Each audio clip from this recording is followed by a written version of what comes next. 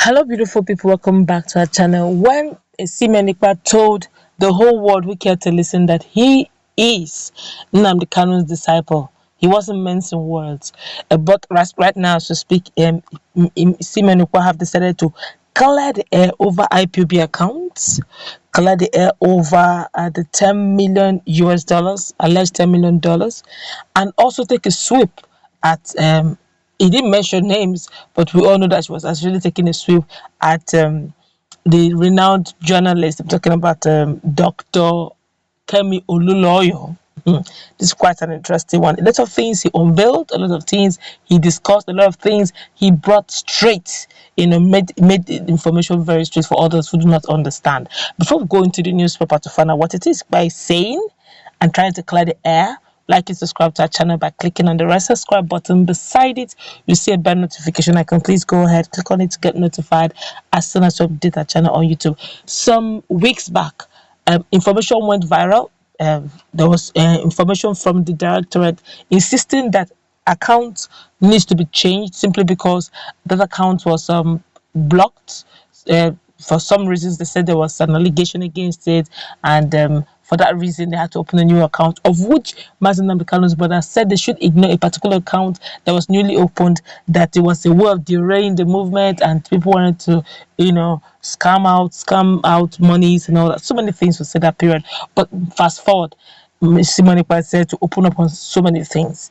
Well, Simeon a self-styled disciple of Nnamdi Kanu, the leader of the indigenous people of Biafra, Ipob, has dismissed a claim by blogger Cha0s that the account of the pro-Biafran group was frozen by the Federal Bureau of Investigation, that's FBI.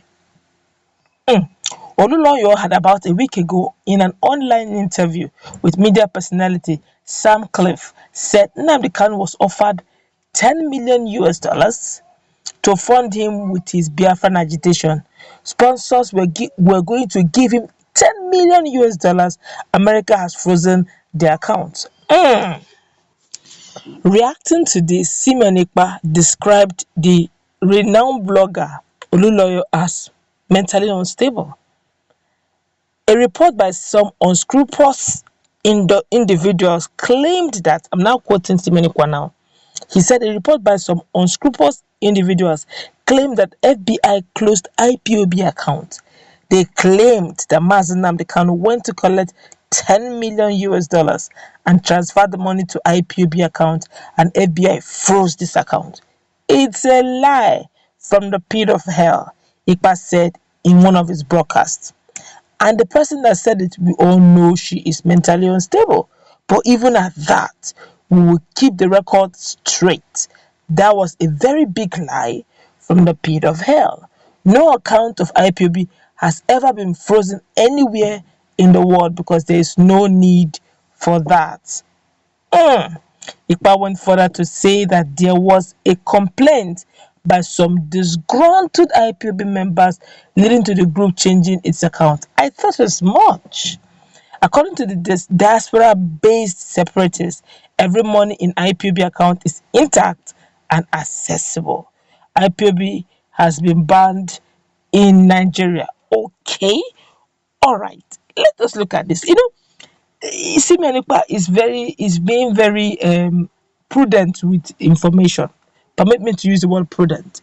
When the BBC agent actually spoke to him, trying to get information from him, he slammed him. But right now, Simeon is saying something. When they said that account was being, there was a complaint and they could not have access to that account, hence they had to open an account, a lot of things played out. In banking system, you don't just close an account, there has to be a reason. And even when you close the account, literally in the system is still not closed. It's still there. You may not access it as a customer, but the bank still sees it one way or the other. Now, when they said the account was, they had to close the account, I pondered why.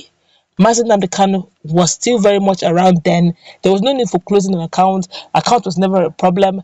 Now, fast forward, Nnamdi Kanu is now in DSS detention, and there seem to be problems. What happened? There's something there's a gap, information gap that was not being revealed. Well, by default, Simeon have revealed it that there was some disgruntled element within the IPOB that wanted to do one or two things, but they had to change it so that they had to change the account according to him. But that the monies of IPOB is intact, ESM monies are all intact, which means that if the account is being changed or the account is being changed, that means by default, whoever that are signatories to this account, money should not be entering there again, even if they want to draw. I feel personal opinion now. I feel that Nnamdi Kanu may be one of the signatories to the account. I also feel maybe one or two persons he may trust may also be a signatory to that account. So maybe since Mazen Kanu is not around, they couldn't have access to it. Oh, he said disgruntled. So that means there's still some, internal issues. Don't forget that when Simeon floated an account that people should start paying money into it, Mazen Kanu's brother came on social media and debunked that particular account. And I also remember the permanent secretary, the secretary of IPOB also came on, and Okorafo also came on insisting that instead of people to be looking at how to release the leader of the indigenous people of Biafra, they are busy fighting for money that they are watching. So you now find out that it looks as if everybody, some persons are thinking that since Mazen Kanu is not on seat or is not around, it's time to cash out. And little wonder you begin to see structures on ground. While the brother must have said that they should relax on the sit-at-home order, the Ghost Monday for the first time. This one is the first Monday that ever took place. Literally there seem to be observations here and there, but from the directorate of IPOB, there was no such order. Instead, they said move on. Let it be a peaceful one. Now see that it's as if there seemed to be should I call it power tussle now?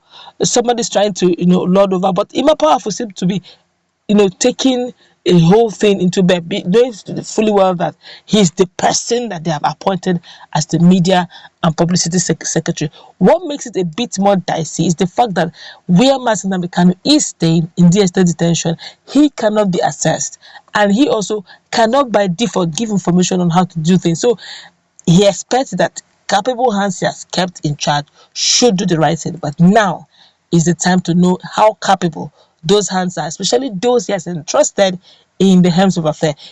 Simeon seemed to be, though not in DOS, okay, but he seemed to be, finding his settings one way or the other. He seemed to be, aligning one way or the other. And he's saying a lot of things. If you watch what he's saying, no matter what he's saying, he still stands firm on the Biafra agitation, and he's taking a sweep. One thing you should know about Dr. Cha0s is that she doesn't leave information lying. This one that they have called her out, she will respond. We're going to give you update as it comes.